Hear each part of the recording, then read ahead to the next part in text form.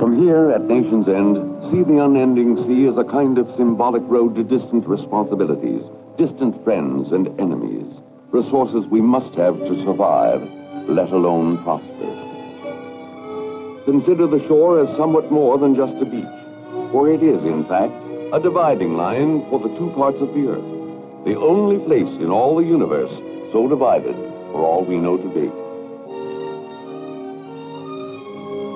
Talk no more of 7 seas, but of one sea, indivisible, this single sea that rings the planet, that covers our world from northern ice to southern ice. The single sea, covering untold empires of mountain and of plain and desert. A home for living things, far more akin to us perhaps than life elsewhere, if any, out in space. A treasure trove of vital resources, as we are just beginning to know. But one sea, for all its swirls and roars, for all its restlessness, and yet, for all its nearness, a realm unto itself. Float over it, fly over it, move within it, wrapped in your old familiar atmosphere. Enjoy the hobbies, the sports, the diversions of it all. But before the immensity and the wonder of the sea, before all that it is that we do not know, we have but dipped our toes. To begin, at long last, to do more, to go further, men have begun to go down to the sea, not to cross it, not to play within it, but to dwell, to live for a while. Consider, for example, the Bermudan neighborhood of the sea. Here in Sealab 1, 4 men lived and worked for 11 days at a depth of 193 feet. But how long can how many men work, live, and survive at how great a depth without coming out? We do not know the limits yet. But now, it is a year later, and men are ready to extend the limits if they can. Here another adventure is in the readying stage, another exploration into that hostile alien place we call the sea.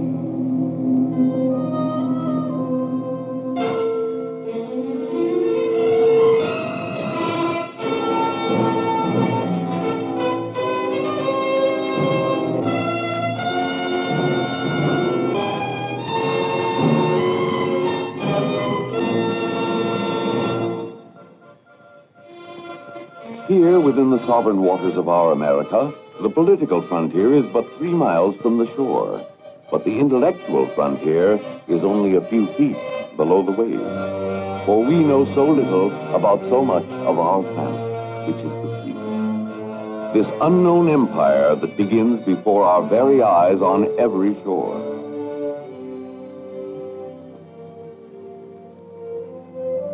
Captain Lewis Melson, commanding, along with George Bond, also a captain in the United States Navy and a doctor of medicine, now make ready for Sealab 2, 1 mile off the shore of La Jolla, California. Captain Mazzoni, commence flooding conning tower. What's our absolute pressure in Sealab? We're at 44.1 pounds absolute. As Navy divers and riggers prepare to lower Sealab 2 to the bottom, 205 feet below, the question becomes, can men go even deeper, stay even longer, and work not only hard, but skillfully too? What indeed are the limits on flesh and blood beneath the waves? Never before Sealab 1 had men lived so long within the sea at such a depth. But to state a record is to state a challenge. That eternal American question, what next? If man need not return to the surface periodically, taking a long time to decompress those potentially fatal bubbles within his body, he can be infinitely more productive down below. But suddenly, as Sealab is being lowered... Command Van, we're losing pressure pretty fast. I would imagine we have a leak here. We'll have a diver's check for a leak.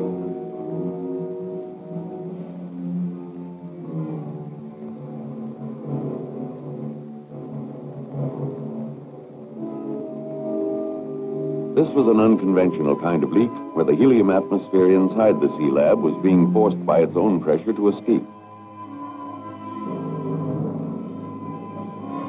Capizoni, divers report leaks at all port vents. Are we still losing gas rapidly? We're losing gas fairly rapidly. I think we could probably stay ahead.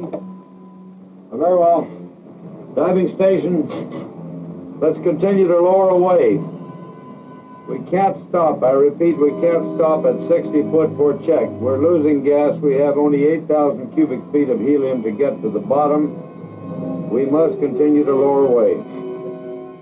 It became a race. Get Sealab to the bottom right now, where the approximately equal pressures would keep the water out, the vital gases in.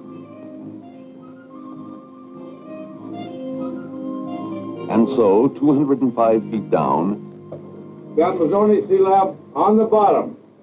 The pressure is holding at about 102 pounds. Absolute. Very well. the personnel transfer capsule, or PTC, goes down first.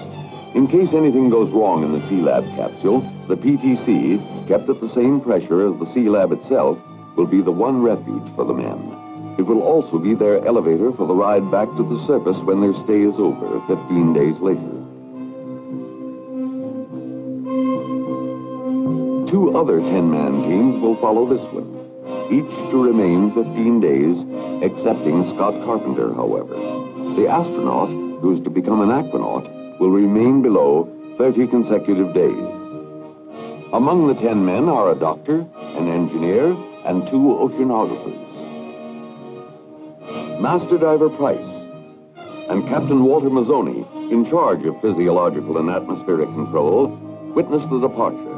The first team is to get the Sealab habitat operating, to explore the sea around it, to study marine life and the flow and temperature of the water, and to be in themselves human experiments in the physiology of man as he exists and labors within the sea. Down here, you can pay stiff prices for what would be small mistakes on the land or near the surface.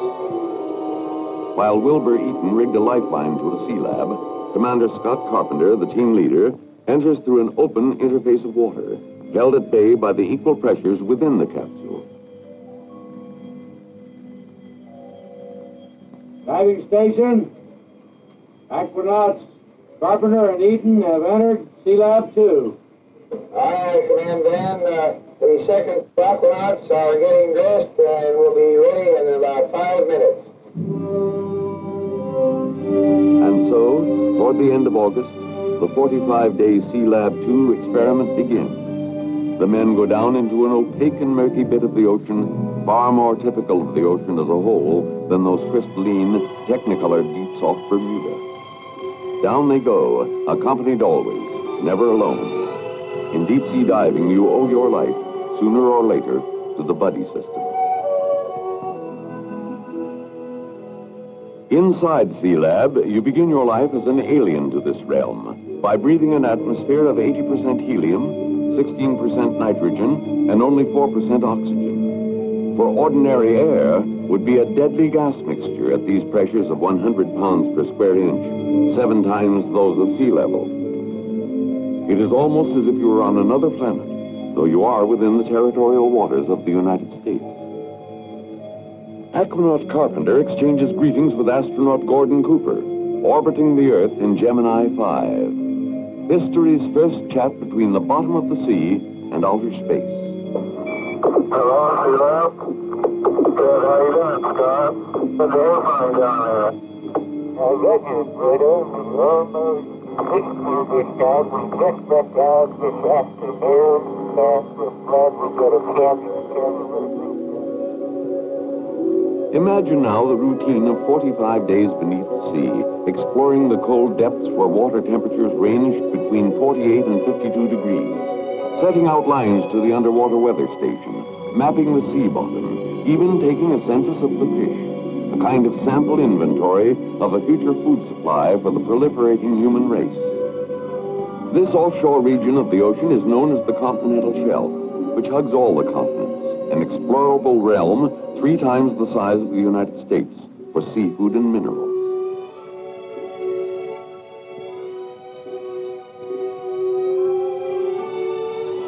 A new realm for travel and rest, study and work.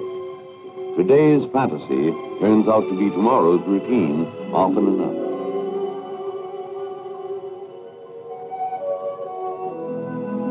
Already, if you take the fisheye view, the interlopers are making themselves at home. What is physiological normalcy at 7 times the pressure of the land, breathing a strange gas mixture day after day? Dr. Sonnenberg, medico in residence, attending. Topside, Captains Bond and Mazzoni decide to have a look-see at their charges 205 feet down. Since they will be down only a short time, they will get off easy on the decompressing, stopping every few feet on the way back up in the diving bell. A very cold 73 minutes coming up for the scant 13 minutes they are allowed on the bottom. It turns out that Captains Bond and Mazzoni intend to witness the re-enlistment swearing-in ceremony of Aquanaut Kaufman, proving that officers will sink to any depths to hold on to a good man. If you are a marine biologist, can you imagine a more ideal aquarium than the sea itself, to which you, too, at least for a while, belong?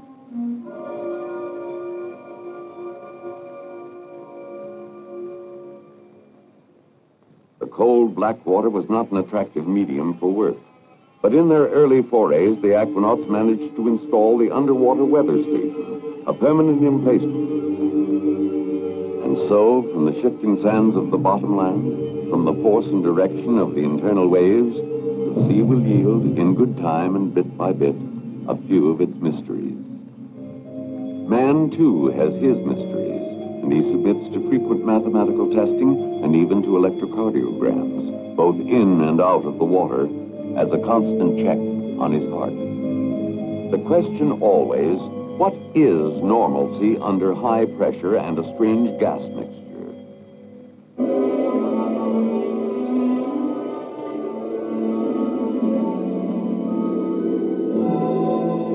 Food, supplies, mail, and newspapers come to you via United States Navy pressure pot, an exclusive service others may imitate, but never quite duplicate.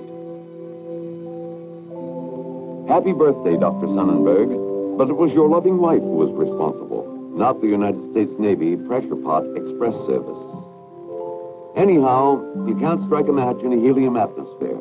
There just isn't enough oxygen to make it burn. A good place to kick the smoking habit.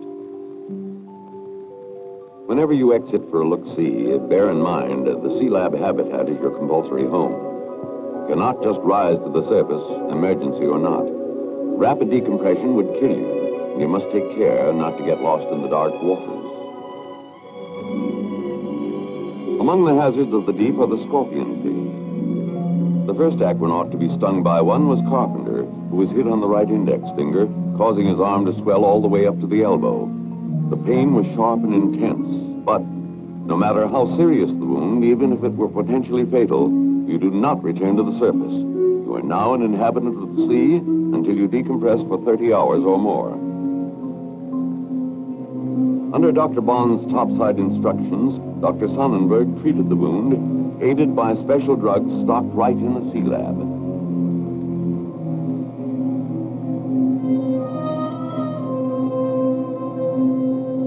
With 3 members of Team 2 already on board, the first team waits to depart, 15 days after sinkdown.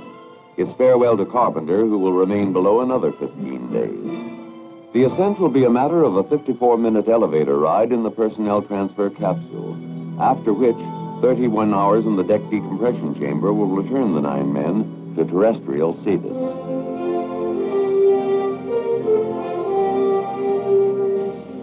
You keep in touch with Topside by electrowriter, and Topside keeps an eye on you, big brother-like, with its one-way television monitor, while the rest of Team 2 makes its way down what one of them called the longest 200 feet in the world.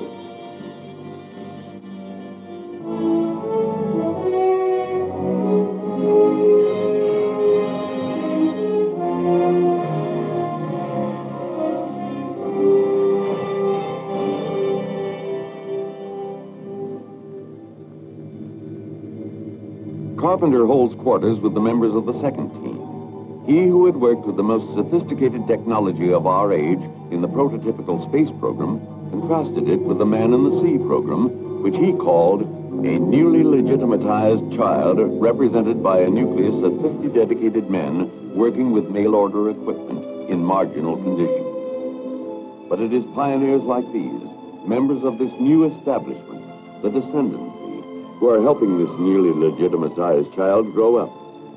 Today's sonar, cupping its listening ear to the sounds of the deep, will give way to better, more sensitive, longer-range sonar.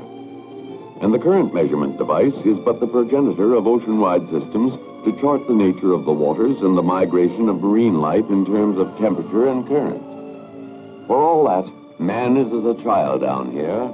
His basic motor skills cannot be taken for granted, nor can he depend much on his five senses in this cold, murky, top-heavy realm of water.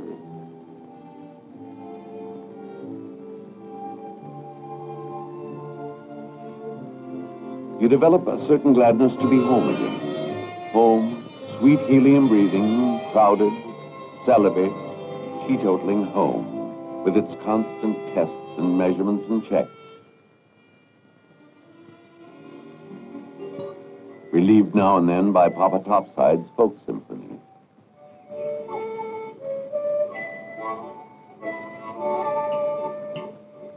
How you like that one? Oh, it was delicious. The Sealab's own symphony comes complete with the curious sound that breathing helium imparts to the human voice.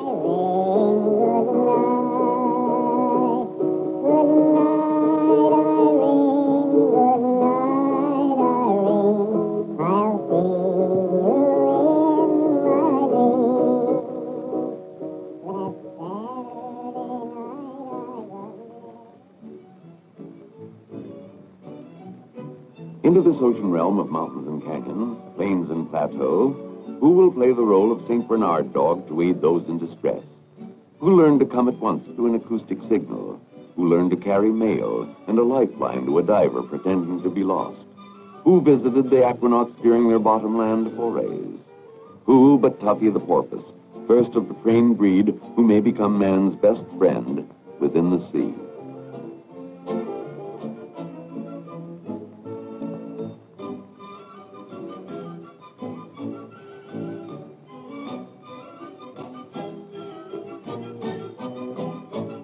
Sunday was normally a day of comparative rest, the day made more meaningful by the Sealab prayer. Safeguarding care in all the many hours of their life under the sea. Give unusual wisdom to each of us topside who might somehow control their work and safety as they perform their duties below. And when their work and thy will together be done, grant us all a safe and worthy respite from our labors for a time to come. We ask all of this in the name of Jesus Christ our Lord. Amen. Thus did 30 days pass, a methodical and persistent sequence of work inside and outside the habitat, of catch-as-catch-can meals and housekeeping, of human measurement and evaluation under high pressure. Now the second team makes ready to depart, Scott Carpenter along with them, after their span of 15 days, his of 30, into the personnel transfer capsule. And, as medical wisdom has it, 33 hours of decompression on the support vessel in the deck decompression chamber. Decompression is the cross the divers bear. Meanwhile, the third team of 10 men prepares to depart for inner space. Led by Master Diver Robert Sheets, at 50, the oldest of the aquanauts. It's getting to be a kind of routine, the almost inevitable destiny of things that seem fantastic at their very outset, whether it be a flight across the ocean or even a man in orbit. To make the far-out and everyday affair is, after all, the prime purpose of all our technology. While he decompresses, Commander Carpenter has a phone chat, still in his helium voice, with his commander-in-chief. Six what, sir? Scott, do you read me all right? Yes, sir, Mr. President. Read you loud and clear. How may?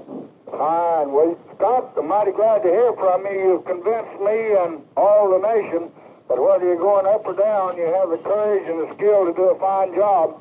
Well, thank you very much. There were a lot of other people who demonstrated the same kind of courage. It's a great crew out here, and we're all very honored and pleased that you saw fit to call us and let us know that you were interested in what we're doing.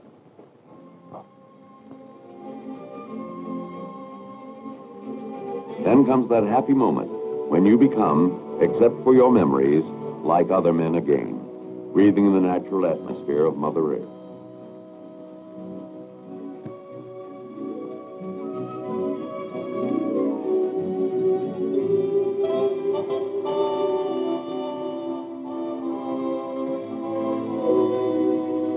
While down below, Dr. Sonnenberg, who has returned for a second 15-day stint, wrestles with that electrically heated diving suit that will permit 3-hour journeys away from Sealab in comparative comfort.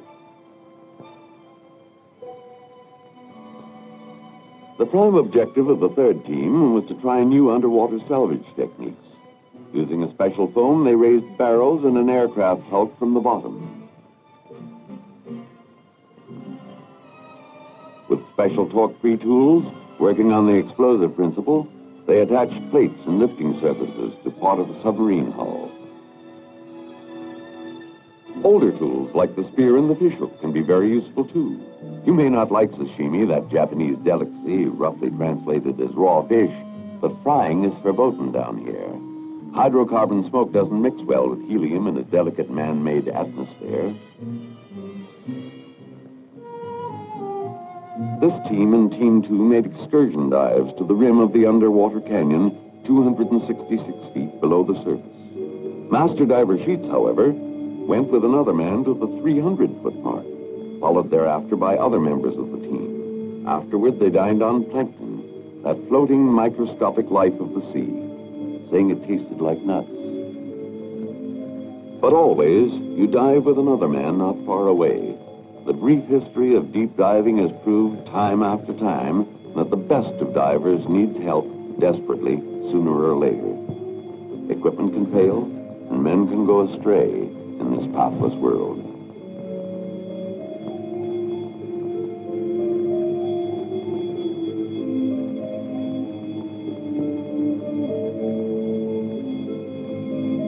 In the murk of the seafloor, you see a hint of the future. Mining by bottom coring, a miniaturized sample of what one day may be gigantic machines gathering minerals from the bottomland.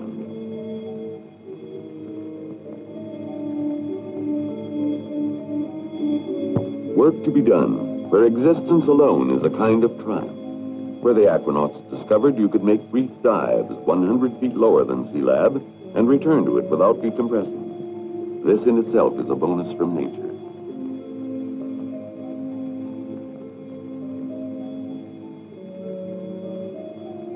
45 days have passed since the first 10 men came to live here, and now the time has come for anchors away, for men and hardware too.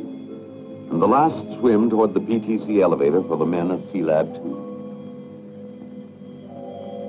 Command van, the Aquanauts report the lower hatch has been shut and dogged. They are standing by ready to come up.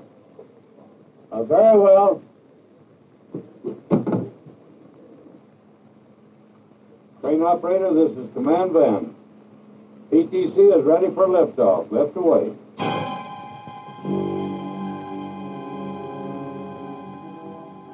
A crucial moment as the personnel transfer capsule breaks water. It contains 10 men still under sea bottom pressure who must decompress slowly or die. A faulty valve, a leak, a single mistake of the many that are possible could turn the capsule into a coffin. As it is, the ancient art of rigging is not the least of the skills you need in this particular kind of oceanography. The mating of the personnel transfer capsule with the deck decompression chamber. Now begins the long wait. Decompression from 100 pounds per square inch to 14 7/10 pounds per square inch. From 205 feet below to sea level. But at the 28-foot mark, almost home, trouble, bad trouble. Okay, Bob, we got the report on your possible hit. Would you like to give me a rundown on it, please? Yes, Captain. I have a pretty deep-seated pain in my right leg. It started about an hour ago. It started at the right knee and has now progressed up to my hip. And pain is increasing in intensity. I thought I'd better report to us as possible. Yeah. Okay, wait one, let me check here, Ross. I think we better hold at 26 feet.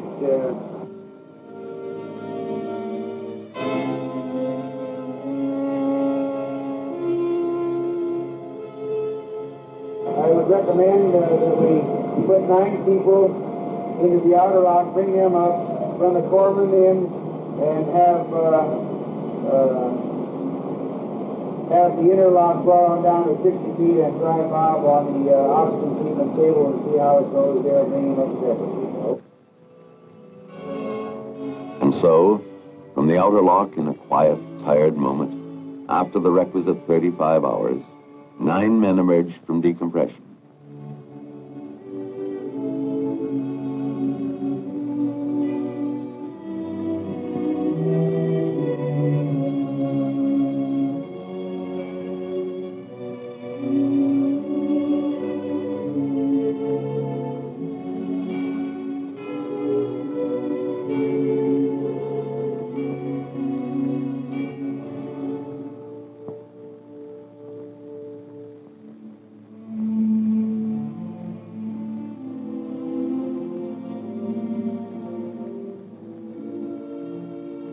It was not until more than 12 hours later that Bob Sheets emerged, free of pain and in good shape.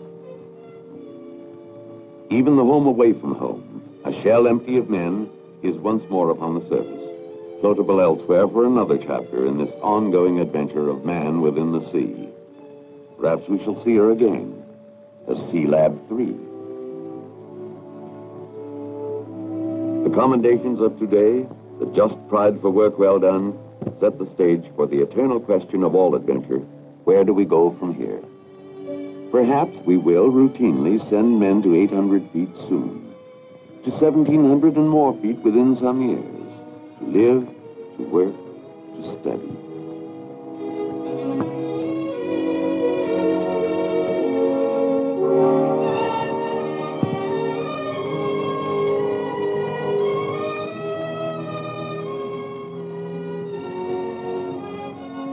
A new world.